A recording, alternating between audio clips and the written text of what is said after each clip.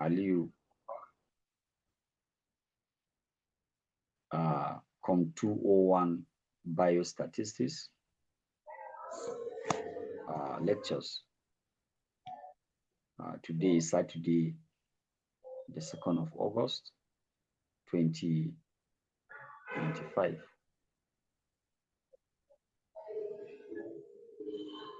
Today, we're going to continue from what we have started in the last lecture. That is measures of central tendency, which sometimes it is called measure of locations. We have defined what is the measure of central tendency. We have described it. We even explain the various measures that we have. We have the mean, the median, the mode, we have the mid-range, and we have geometric mean. We explain the first one, which is arithmetic mean, or we call it average, or we call it ordinary mean. We have seen for on-group data, we have seen how we can be able to use the formula. We even solve one example. But I felt we should start it all over. One, for the benefit of some of us that were not around in the last class, and also for the benefit of clearing doubt and confusions for some of us that were in the class. Measures of central tendency describe the center or typical value of data sets. We say a single database, a single data or value that can be able to tell us more about what is happening in a data set.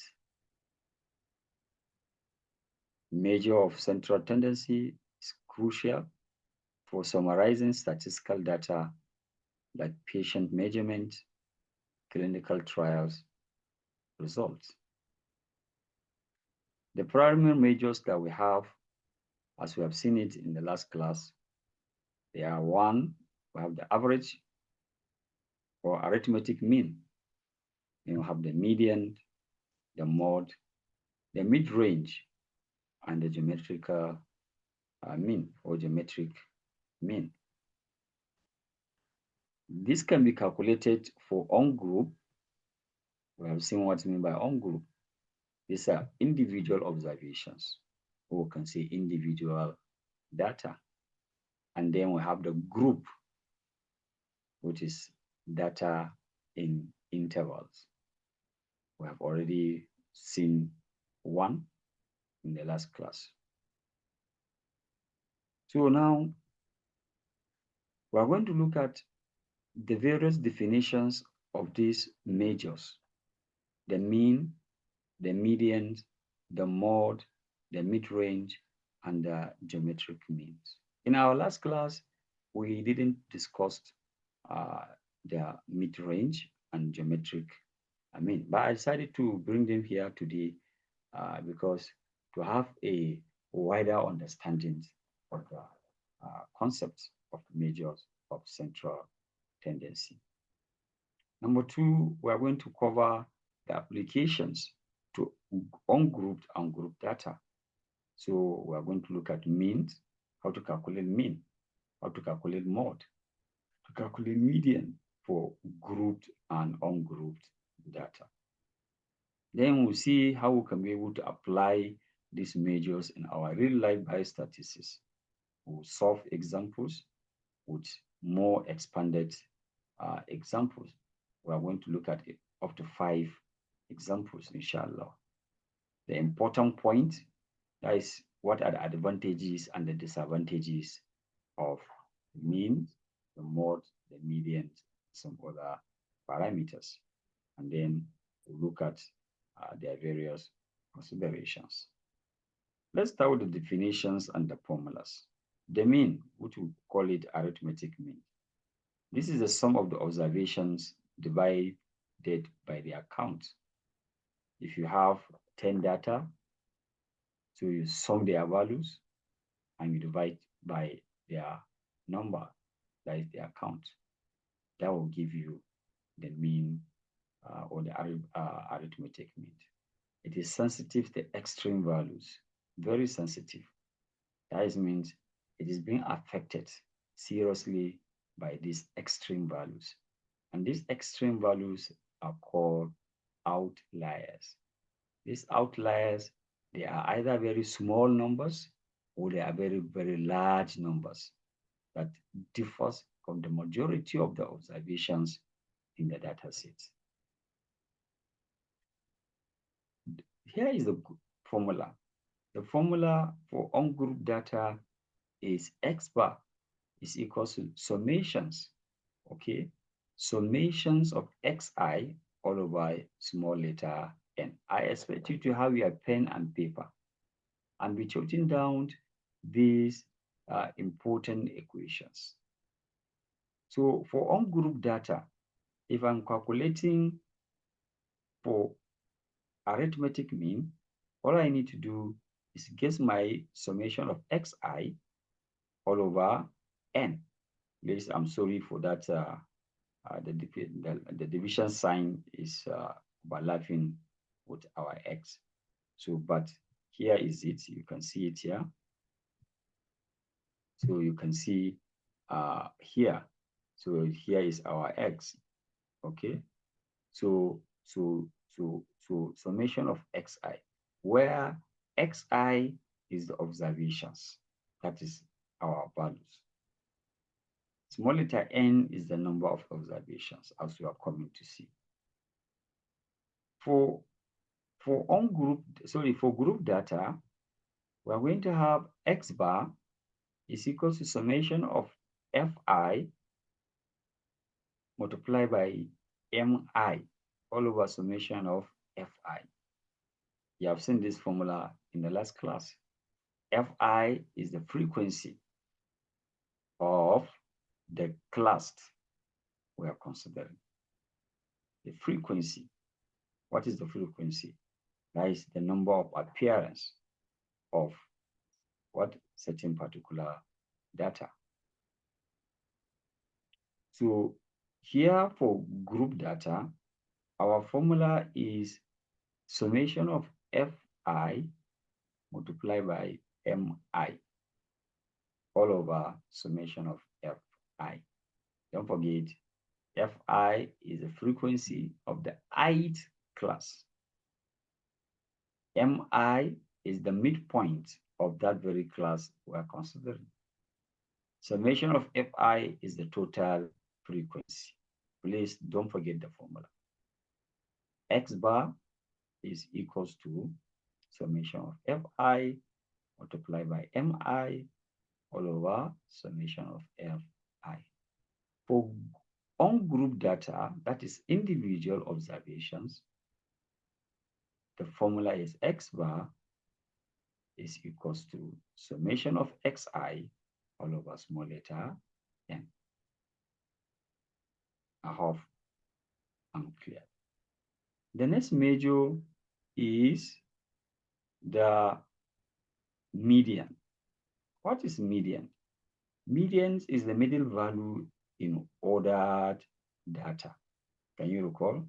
We say we have to order. We have to arrange the data. Then we'll try as much as possible to what? To find the middle value. So this measure is very robust to outliers. It's very robust. What it's saying is it's not really affected seriously by outliers. Outliers, don't forget, we say these are very, very small numbers or large numbers that tend to differ with the majority of the values in the data sets. So they affect the mean seriously. But when it comes to median, it's not that serious. Why? Because why is affecting, as you are coming to see, why is affecting mean? Is because mean, when you are calculating mean, you are bringing all the values. You are summing all the values. All the values are what are used in calculating the mean. But for the median, no. You are using only one value or even two values when you are dealing with even data, number of data. So let's look at how to calculate the median for ungroup data. The first thing to do, you order the data, ascending order. Okay, but that is not necessary. You can also do it in what? In descending order, as we have seen it in the last class. I may decide to say, I'm going to arrange from 1 to 10. Somebody will now say, I'm going to arrange from 10 to 1. It's all going to give you the same value. So if the ungroup data is having odd number of data, as I said in the last class, odd number is talking about what? 3, 5, 7, 9, 11, 13, etc., etc. So if you count the number of values in a data set and it's an odd number, so the formula for calculating the median, is n plus 1 over 2. N plus 1. Let's say 5 plus 1 over 2. So we are saying what? 6. If you are having 7 values, you say 7 plus 1 over 2. That is 8 over 2. It is 4. So you count 4 values from the bottom, you count 4 values from the top, and then you can be able to calculate or you pick your median. For even, the median is the average of what? Is the average of n over 2 and n over 2 plus 1 values. Please get it right. If you are calculating median for data set that has even number of values, what you do, you now take the total number, you divide it by 2, you put it down, and you take the total number divided by 2 plus 1, then you sum these two values and you divide by 2. That is why the average of n over 2 and then n over 2 plus 1. Let's say, for example, you have 10 data value in a given data set. 10. So what you are going to do is what? You now say, okay, 10 divided by 2 is what? 5. That is good. And then you now say, okay, 10 divided by 2 is 5, then you add 1. What is that value? 6. So you add 5 plus 6 and you divide by 2. 5 plus 6 is going to give you what? 5.5. That is how to calculate the median of a even number. Then the next one is grouped data. If you know, we say group data is a what? Is data in what? In the interval. Okay. So if you are calculating, then the formula is capital letter L plus open bracket capital letter N over 2 minus CF all over F times H. I believe by now you must have been jotting down this very, very important equations. The median for group data is L plus N over 2 minus CF all over F, close bracket, times H. What is L? L is the lower boundary of the median class. N is L, capital letter L, is the lower boundary of the median class. And then capital letter N is the total frequency. CF is the cumulative frequency value before median class. Cumulative, C, cumulative, F, frequency before the median class. So we are going to sum all the frequency before the median class, where F, small letter, is the frequency of the median class. Where small letter H is the class width. The class width 10, 10 to 11 to 15. When you look at the number of values there is what? Is 5 within the interval. 0 to 5. Okay. Then, sorry, 1 to 5. Then you go to 6 to 10. Then 11 to 15. Then 16 to 20. So you can see the values are 1, 2, 3, 4, 5 in that class. In the class of 6 to 10, we have 6, 7, 8, 9, 10. So that is the class width. Okay, that is small letter H. The next one is the mode. The mode is the most frequent value or class, useful for categorical or multimodal data. I don't need to explain what's meant by categorical. In the last class, we have seen categorical is a what? It's a variable that is not having order. Okay, and we say we have two. We have the first one, we say we have the nominal, and then we have the ordinal. Okay, this one has a natural order. This one doesn't have a natural order. Okay, so and then we can have multimodal data. Multimodal data is a data that has more than one mode. Okay, that is why we have bimodal, we have trimodal. When we say multimodal, is the data set is having more than one. If it is one, we call it monomodal data, but we normally say mode. If it is two, it's bimodal data.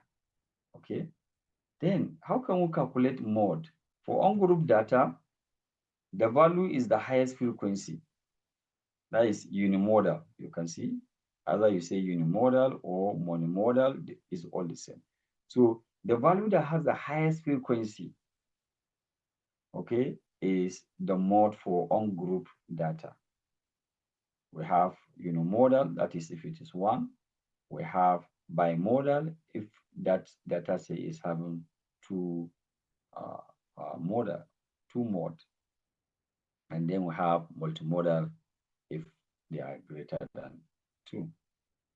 Then for group data, the mode can be calculated by L plus open bracket FM minus F1 all over 2FM minus 2F1 minus F2 times small letter h. Yes, we have already defined small letter L. Don't confuse the mode and the median for group data. For the group, what is it called? For the group, sorry, for the median for group data,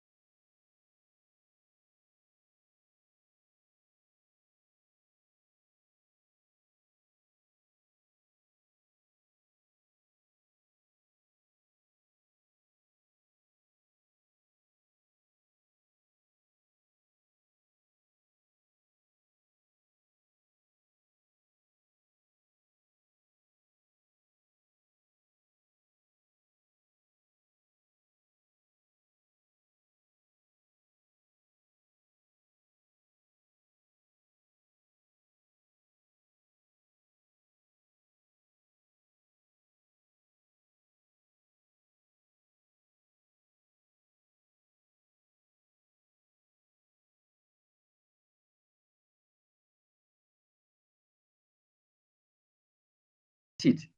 This is the most important aspect. Okay, this is the most important aspect. This very one that you are seeing here. Look at it. This, you can see, this is very, very important because this is the informations that we are deriving from these calculations. One, the mean is 128. The median is 129. You can see they are very close. They're very close. So this thing, symmetry, that is telling you the data set is what? Is symmetrical. It's symmetrical. It's balanced. The geometric mean is 128.8, which is the same thing as almost 128. It's relevant for multiplicating processes like glucose metabolism rate. So one, is telling us, our calculation is telling us that the data set is what? Is balanced. That is symmetrical.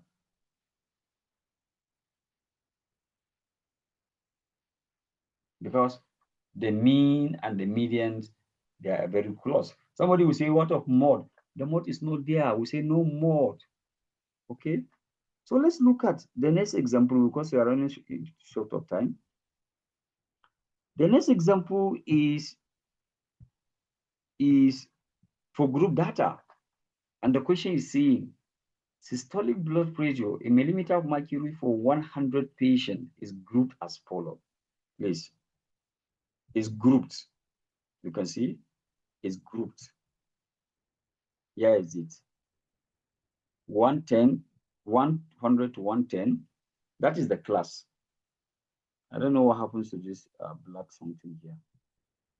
But let's go on. So the first class is 100 to 110. The frequency is 10. These values here are the frequency here. See, you can see them here. Okay. So this value we are seeing, these are the frequency. These are the frequency. Okay. So the first class, 100 to 110, frequency 10, 110 to 120, 20, 120 to 130, 30, 130 to 140, 25, and the last class is 140 to 150, is 15. Good. What the question is saying? The question is saying we should calculate the mean, median, and the mode. So the first thing to do is to do our second table, to establish our table. This is what is called the frequency table. Okay? Yes. The first thing, the first row, sorry, the first column, we know that is what? Is class interval. Fine. This second row here is frequency. This column is MI. Please, you write it down. MI. Middle point of the class interval. Middle point. And then this one here is what? Fi times Fi times Fi times Mi. You recall that formula? We need, yeah, we need. So how do I arrive at these values? Look at the values. Here I add 100 plus 110, which gives me 210. Divided by 2, you get 105. 110 plus 120 will give you 230. 230 divided by 2, it will give you 150. 120 plus 130 is what? 250. 250 divided by 2, it will give you 125. 130 plus 140, it will give you 270. 270 divided by 2, it will give you this value 135. The same thing with 145. How do I arrive at this value, 10, 100? I sum the frequency. 10 plus 20, 30, 30 plus 30, 60, 60 plus 25, 85, 85 plus 15, 100. Then how do I arrive at this this FI MI? Look at it here. You multiply 10 by 105, 10 by 105, 20 by 115, 30 by 135. You arrive at those particular values. And then from there, I now calculated the sum. Could you recall we say the formula for mean for group data is summation of Fi multiplied by Mi all over summation of F. That is what I did. And then I arrived at what? 12650 divided by 100.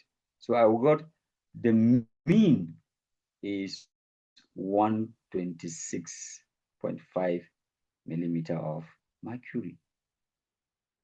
That's all. Then I will now go to the what? The median. But before going there, can you recall the formula? Let's record the formula. We say X bar is equal to L capital plus 1 into a bracket of N, capital letter N over 2 minus F I all over summation of F. Then you close your bracket, you multiply it by small letter h. So let's go and see my solutions. This is my solutions. First, I have the number of in the sample space, which is 100. I divide it by 2. So I got 50. So I've taken care of that n over 2 in that formula. Then I need to calculate what? My L. Can you recall what is L? Can you recall what is L? Before you now say it, can you recall what is L? Yes, we can be able to recall the L. The value is what? How do you arrive at 120? We arrive at 120 because we said is the what? Is the boundary before the most frequent what? The most frequent value. Look at it here. Let's take ourselves a value. A little bit back. I'll be making is now I observe it is minus CF. So you can see we say capital A is lower boundary. Look at it here. Lower boundary of the median class. Lower boundary of the median class. Lower boundary. Okay. So let's go back and see what is the lower boundary of the median class. Please be with me. Let's go. You can see. Yeah, lower boundary. How do you go at the middle class? We see the class that have the highest frequency. Highest frequency. Which one is our highest frequency here? Is the one with 30. You can see the 30 here. Yeah. Because the median class is within the class that has the highest frequency. And the highest frequency among all here is 30. So what is the lower boundary? The lower boundary is 120. Please try to follow me. Cool?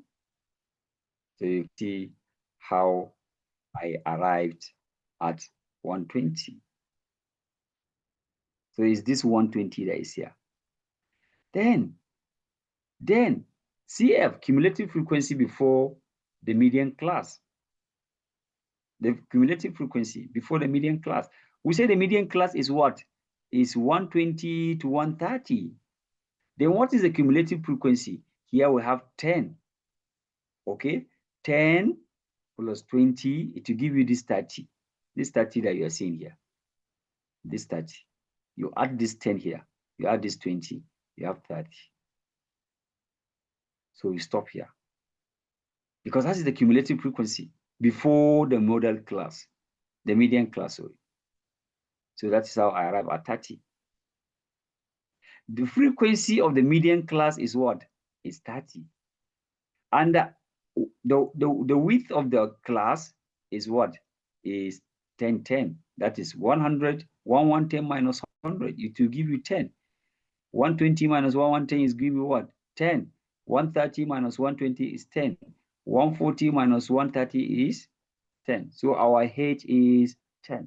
So we'll take all these values and then we'll put them here. Sorry for the mistake I have been doing earlier on. I'm mixing up so you can see go. I'm even mixing up the mode formula and the median formula for group data. So you can have 120. So you can see we have our 50. Can somebody recall that 50 is n over 2? This 30 is CF, cumulative frequency. 30 is the frequency before the model class. Sorry, the frequency of the model class. 10 is the width interval. So you can see 50 minus 30 is 20. 20 divided by 30 is 6.67. Then don't forget I have 20, so I add. So my median class is 126.67 what? Millimeter of mercury. Then the same thing here, okay, for the model. So I have my L, which I don't need to go on further because I've done the work when I'm trying to sort out median. So F1 we say is the frequency before the model class. The frequency before the model class. You can see the frequency before the model class. What is the frequency before the model class? Here is it, 20. And F2 we say is the frequency after the model class, which is 25. Which is 25. The frequency F1 is the frequency of the what? Class before the model class. F2 is the frequency of the what? Class after the model class. So let's go back to our solutions. Let's go to our solutions. So you can see. You can see F, I hope you didn't forget the formula. Okay. So we have our model class is 120 to 130. Our frequency of the model class is 30. Our lower value of the class is 120. The frequency before the model class is 20. The frequency after the model class is 25. And the class width is 10. So we do everything. We put them into the equations. Fm minus F1, then 2 times F minus F1 minus F2 multiplied by H. And this is what I got. So I got 126.67. So you can see the interpretation is saying, look at the interpretations. The mean is 126.65. The median is 126.67. And the mode is 26. So when you look at the values, almost the same. 26.65, 26.67, 26.67. You can see even the mode and the median, they're the same. So they are very close, indicating symmetric distributions. So it's saying that whatever you're going to do with that particular data of 100 patients, you should be mindful that they are converging. Their values are converging at what? At 127 approximately. 127. So if you wanted to maybe make some prescriptions, you can now say, okay, you can take this particular value and work with it. Typically for blood pressure in general population. So you can now say that this is aligning, is in line with the what? Normal blood pressure of what? Healthy persons. Yes. That is to say that these people are averagely what? That population is averagely healthy.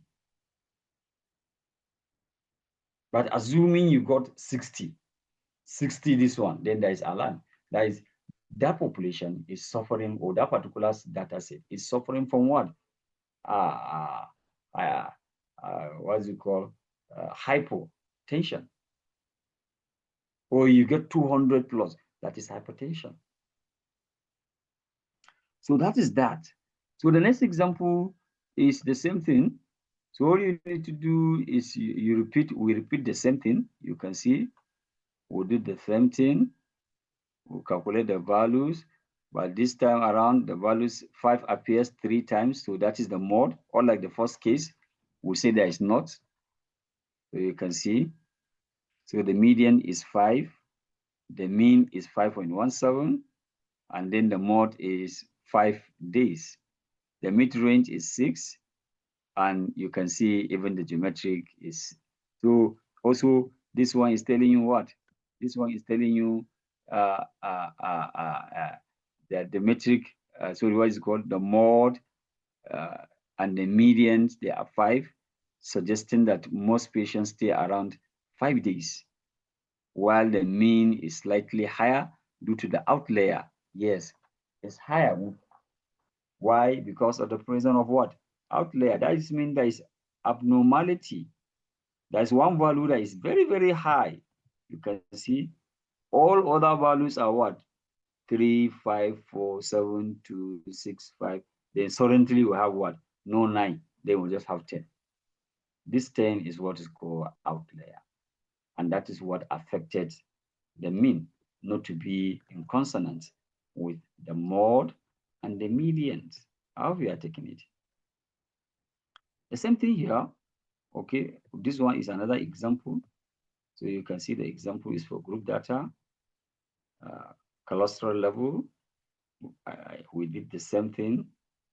So let's go direct. This is the calculating the median, and this is the mode, and this is the metric mean. What is the interpretation? The mean is 128, is higher than the median and the mode. So whenever you see the mean is either very, very very small or is smaller than the mean and the mode, what you should do is you should check for outlier. That is when there is a value that is what is causing this particular issue. And here you can see the mean is skewed to the right. Is skewed, that is extended to the right.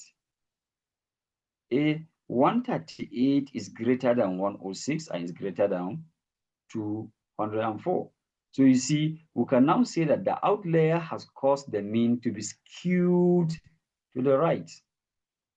If it is smaller than 206 and 204, we can now say that the mean is skewed to the left. You can see. So since the mean is greater than 106, 206, and 204, then this is suggesting that the mean is skewed to the right, possibly to the few patients with high cholesterol. So we have some few that are having high cholesterol. So you should not use the mean in doing your judgment. So you should use the mode and the what? And the, so you can see, we can see we have values that are a study of total 80 patient groups as. So you can see how they are being grouped. So how do you know that uh, uh, uh, the value that has skewed? So definitely in the data there is what? There are values that have make that particular mean to be skewed towards the right, and that is around 270, 250 to 270. Okay, 250 to 270. So now let's go to, so you can see we have seen the interpretations. Okay, so it's skewed to the right, possibly due to few patients with high cholesterol. How many do we have in 250 to 270? 10, and they are fewer. So they contributed to this outlaying and skewing the mean to the right. Then the geometric means is closer to the median, useful for multiplicating model like cholesterol populations. So you can see uh, this is, so this one an example. Let's go straight to advantages and the disadvantages. So the most important point that you should note is the one, using the appropriate measure. How to, which measure are you going to apply when you are trying to measure the central tendency and get a nearest to correct uh, value? Mean. Mean is based for symmetric data, okay, such as height, weight, but don't use it. Why? It is because it skewed what? Data. So when you have a data that is skewed, that is, there is a presence of outliers. You observe that there's outliers, then you shouldn't use mean for calculations of or measure of central tendency. Median is ideal for skew data or outliers. Why? Because it doesn't use the entire values in the data set. So ideal is very robust, as we have seen it. So it's not affected by outliers. Then we have the mode, which is useful for categorical data. We have already explained that. Or most frequent value, categorical data, we have seen it, genotype, male, all these things. So blood type, common cholesterol range, and some other uh, variables. Then we have the quick range, which is quick, but unreliable due to outlier sensitivity. So the mean and the median, sorry, the mean and the mid-range are affected by outliers. Then geometrical mean, base rate, or growth. So if you wanted to find uh, anything that has to do with what? The rate of increase or decrease, then you should use the geometric. What are the advantages? One, mean uses all data, mathematically robust, but outlier sensitivity is affected by it's very robust. Because why is it robust? Because I use all the values in the data set. Median, robust to outliers, simple for ungrouped data, but ignores magnitude. But ignores magnitude. It doesn't have to do with magnitude because it's only dealing with what? Arrangement. It's only doing arrangement. So it doesn't care about 1,000, 50, 70, 1 million. What is after is what? The arrangement. So it ignores magnitude. Mode works for categorical and numerical data. That is why the best means of what? Calculating the central tendency is the mode. It's also not affected by outliers, but may not exist or be unique. You can see in one of our example, there is no mode. So in that case, you can see it's going to leave you either the mean or the median or the mid-range. So mode can be 0. But in as much as data is existing, then you can't have 0 means, and then you can have 0 median.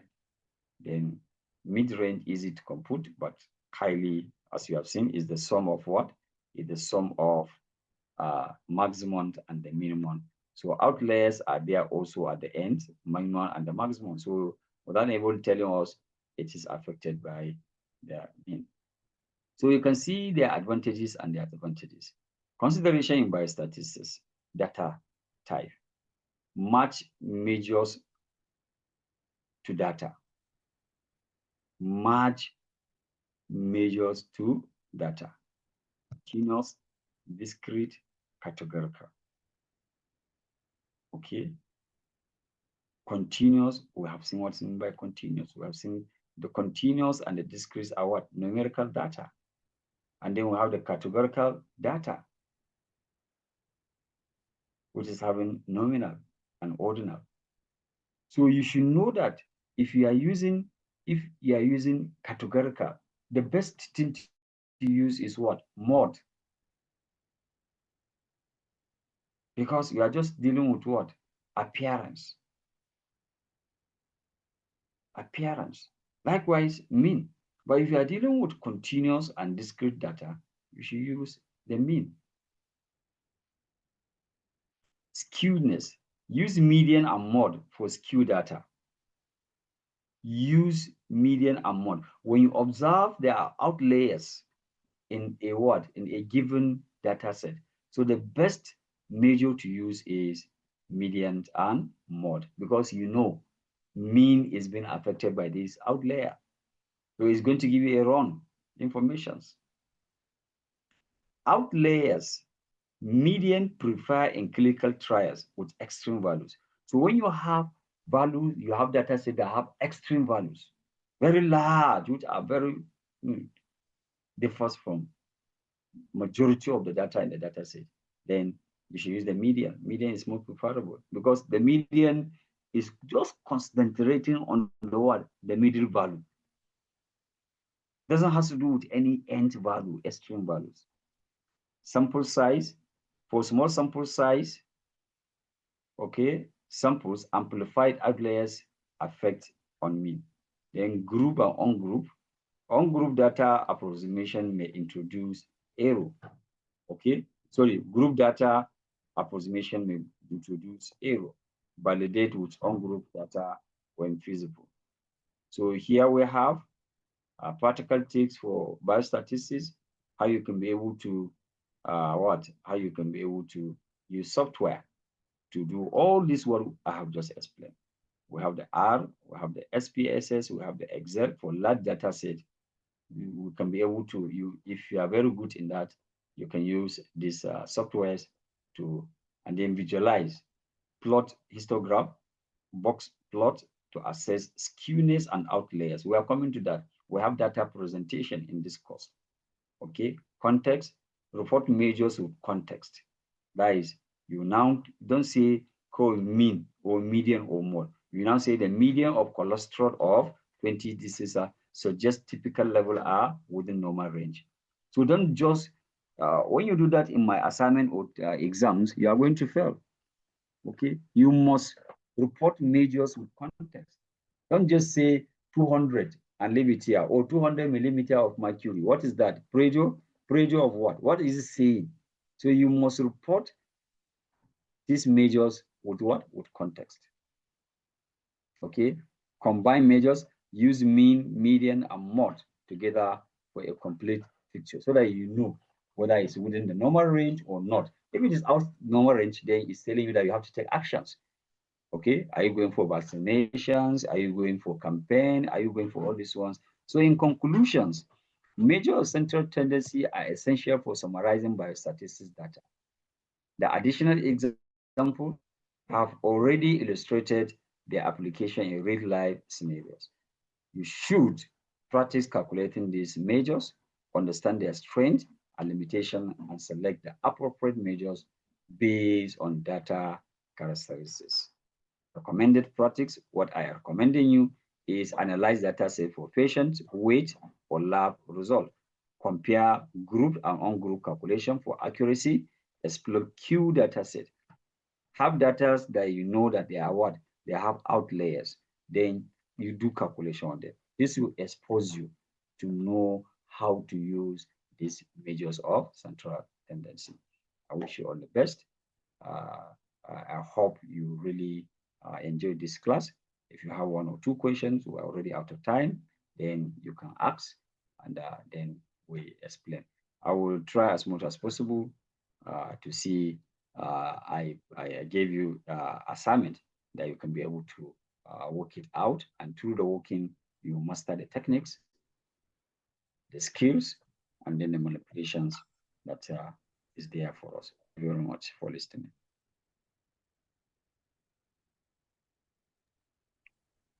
Yes, the floor is open. Hello, for sir. questions. Thank you, Yep. sir. Please, sir. Welcome. Thank you, sir. Thank you, sir. Thank you, sir. Welcome. Sir, please, can you go back to the slide for the formula formula for geometric mean, please, sir? I didn't get it. Kindly just help me go back Which to formula? the slide.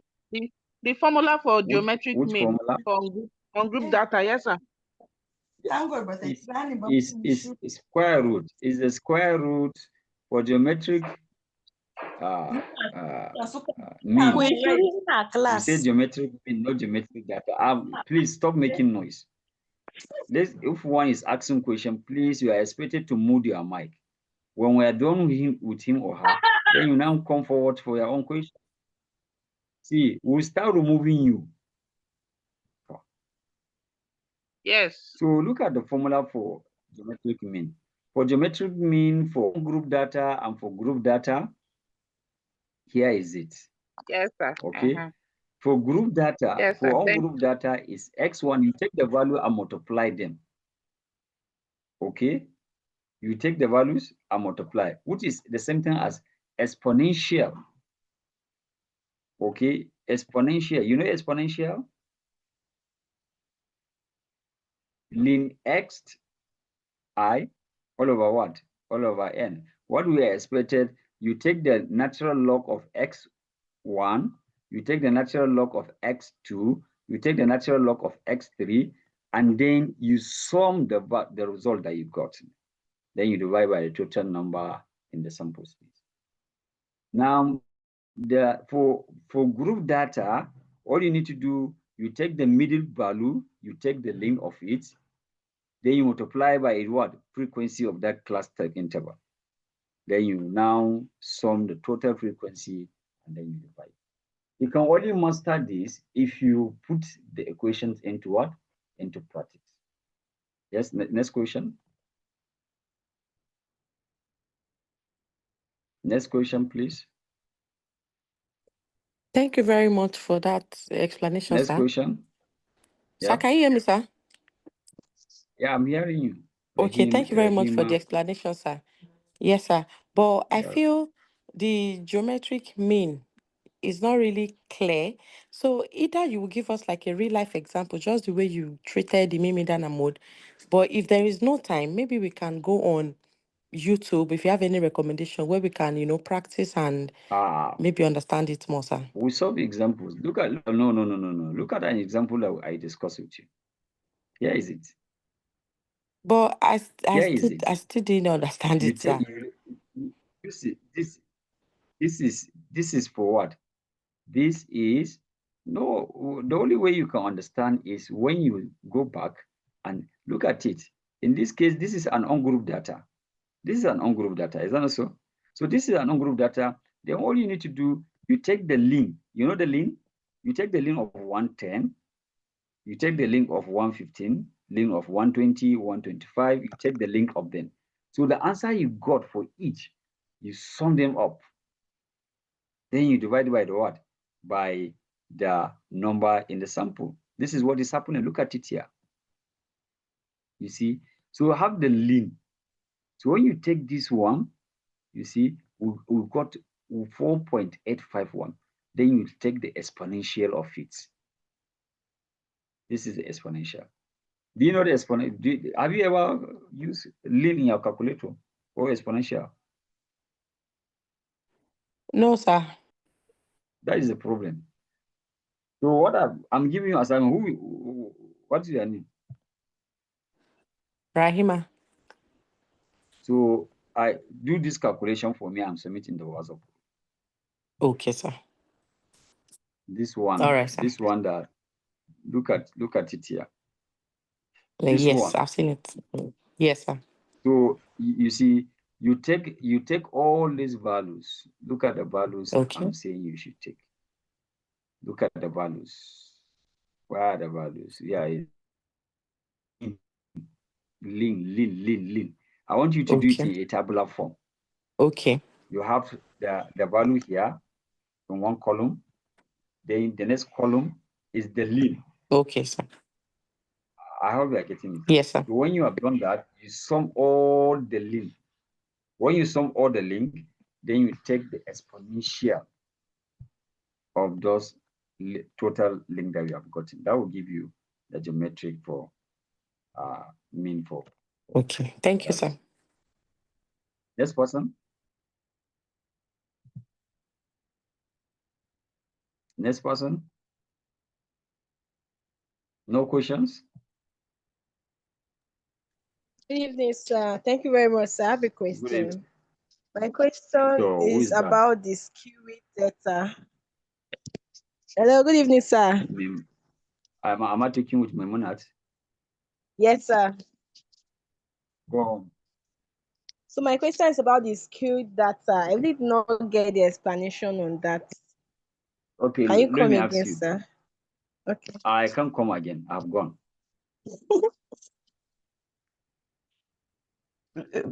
See, Don't go, sir. what is skewed? Monad, what is skewed? Pardon? What is skewed? Hello? When we say skewed, something is skewed. What is that?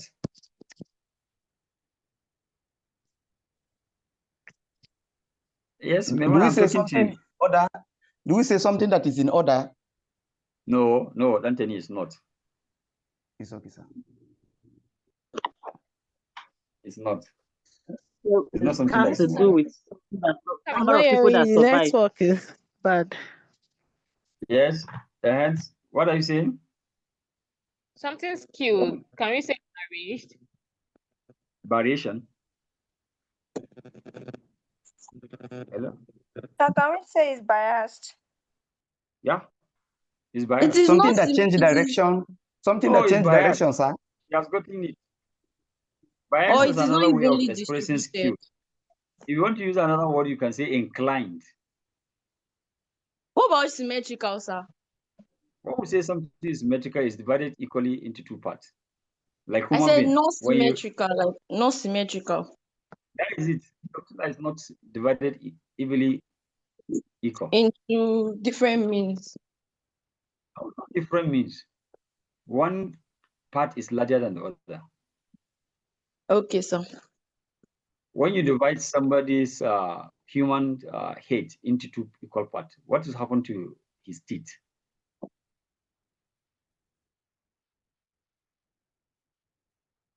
When human's head is divided into two vertically,